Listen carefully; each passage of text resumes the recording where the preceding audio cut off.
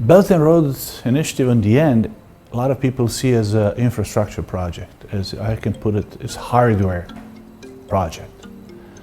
But I don't see it in that way. Of course it is hardware, but it's more about software. And after all, it's much more about orgware and lifeware. It's about putting people together. It's about connecting people together. Of course, connecting them with railways or with trade, but basically speaking, putting people together. And of course, Belt and Road is about leadership. It's about leadership, and it's about visioning. So these are the things that we need on a global scales more and more. So that's the reason why build up on the Belt and Road Initiative, President Xi actually in the last few years, even in the United Nations and General Assembly, almost 2 years ago, a year ago, he initiated his Global Development Initiative, which was actually a big umbrella for the China's 5-year plan and for the Belt and Road as a bigger thing. Then we have Global Security Initiative. These are the things that philosophy and culture of Belt and Road is producing, inducing, and mutually strengthening. So I see that, of course, every big project is always seen in controversy by some people who maybe don't understand, people who are interested in keeping status quo. Prejudices are something which is actually standing as a roadblock to the initiatives like this one. But the fact that there are roadblocks means that there are old forces that have to be somehow replaced. Old, unjust world, current unjust world. I'm a generation who was raised with a project called Moonshot. When American president back in '63 said, "I want to have man on the moon by the end of this decade." And legend says when the director of NASA asked him in order to get bigger budget, he said, "Mr. President, you want him back as well?"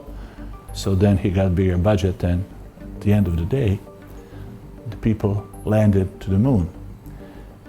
There's always big projects, are always questioned by people who are skeptic about it. But also we know that history and civilization was moved forward by the great projects. Of course, there are a lot of little things that has to be done on the way to it. But what is the alternative? It's not sustainable. What is not sustainable? The people get closer.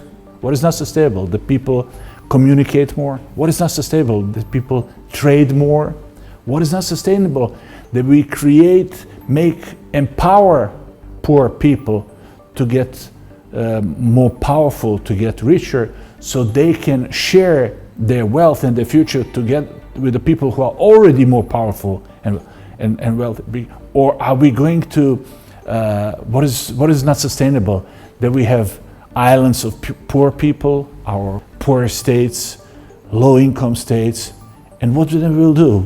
Then the rich ones will surround them with the walls. So the people who are saying it's not sustainable, the best answer to them is, but your segregated world in which we will be defined by our ethnicity, our nation, our religion, our wealth, and be grouped together in small clans, groups, cohorts, call it however you want to. Is that sustainable? No, because we live in a world in which we are significantly more powerful economically than 10 years ago. What China did since opening up, I mean, it's not known in history. What did you do in technological sense, in technology? Look what you did with the growth of number of your educated people. It's impossible. So, but what you at the same time, you are stronger, you're more powerful, and you're more powerful to build a better world. But at the same time, you're more powerful to destroy this world and destroy yourself together with all of us. So that's what when those people are saying it's not sustainable. The point is very simple. The world that you're preaching for, the world of segregated societies, surrounded by little walls of rich and poor, this identity and that identity in a world which is not a world with a shared future. that is not sustainable for no one.